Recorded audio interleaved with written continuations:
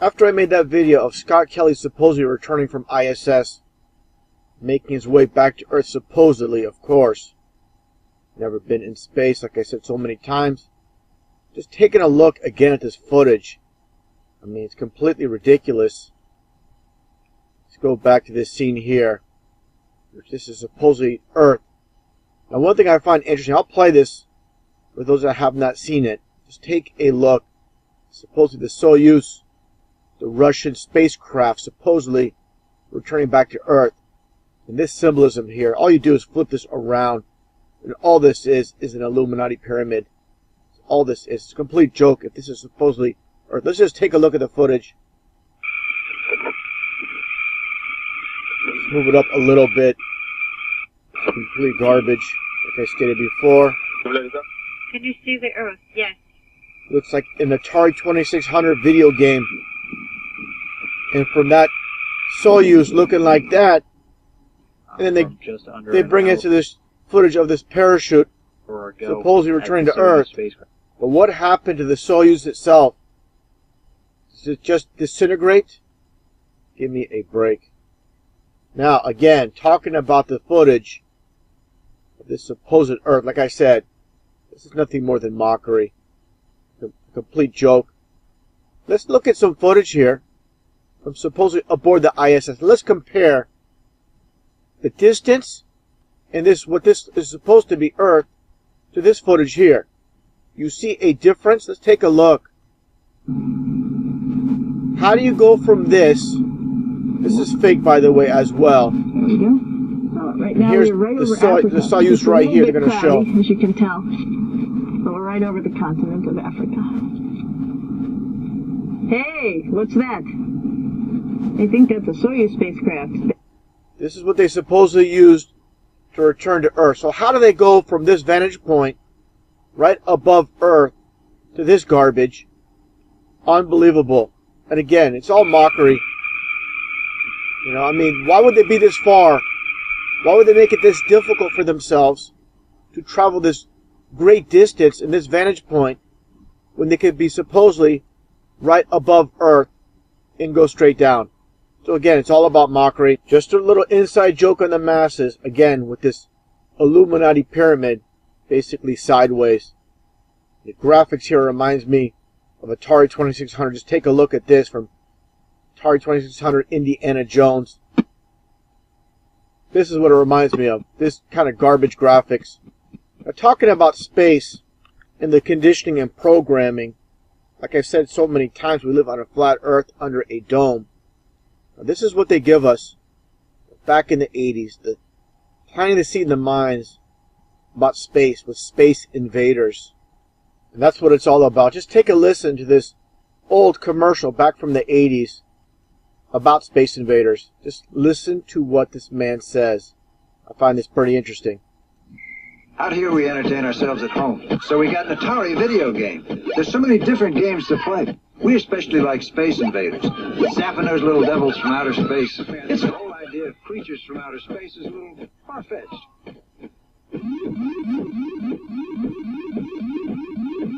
All about the thought of the alien invasion. I'll get into that in a little bit. Just taking a look again at the front cover of Space Invaders. It's called a game program. Basically, it's all about programming the youth. That's what it's all about. Just take a look at some other titles here, like Defender. Again, it's all about an alien invasion. And interesting enough, again, this man calls them little devils from outer space. There are no aliens. Aliens are just demons. So they're making that connection for you as well. As a form of mockery, demon attack as well. Because there are no aliens. I find this interesting. Saw this review. Listen to what this guy says about Space Invaders. Thinking about what it would really be like if aliens from outer space invaded Earth. And there you go. That's the whole concept behind it. Just other games based around space. This game called Starship. Of course, again, game program. They even have pigs in space. You have Space Jockey. Now you tell these people who grew up in the 80s about space. They're playing Defender here.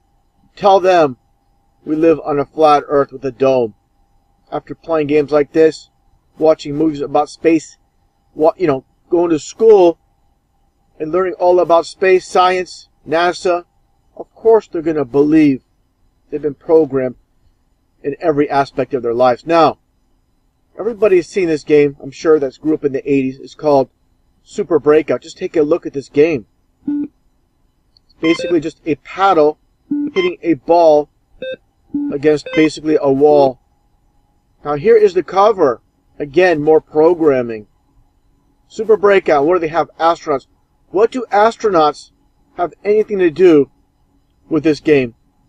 With this ball being hit against the ceiling, against this wall? Again, it's all about the thought of space. All about program. Again, even when you leave the home, again, when you go see movies or go to the arcade like back in the 80s with Galaga, basically a Space Invaders clone. You have Exevius, the same thing with space, with these UFOs. So again, every aspect of our lives. We continued on to the 90s. Let's take a look at Space Ace. You see the Illuminati pyramid, those behind the scenes, these companies. And I find this interesting as well. It's 14 levels of laser lunacy. And I find that interesting. The fact that those that know about the occult of 33, LL is 33. So again, every aspect. And they're telling you who's behind the scenes, with this programming, with these video games. Again, as I mentioned many times, movies, video games, people let their guard down and don't realize what's taking place. And I find this photo interesting as well with Steven Spielberg with his own Space Invaders. And he knows what this is all about. Talking about fake space, here is an interesting clip played many times in the past in my previous channel with Ronald Reagan talking about a potential for an alien invasion. This is going to be used, I believe, in the future to basically create the New World Order with the fake alien invasion. Take a listen.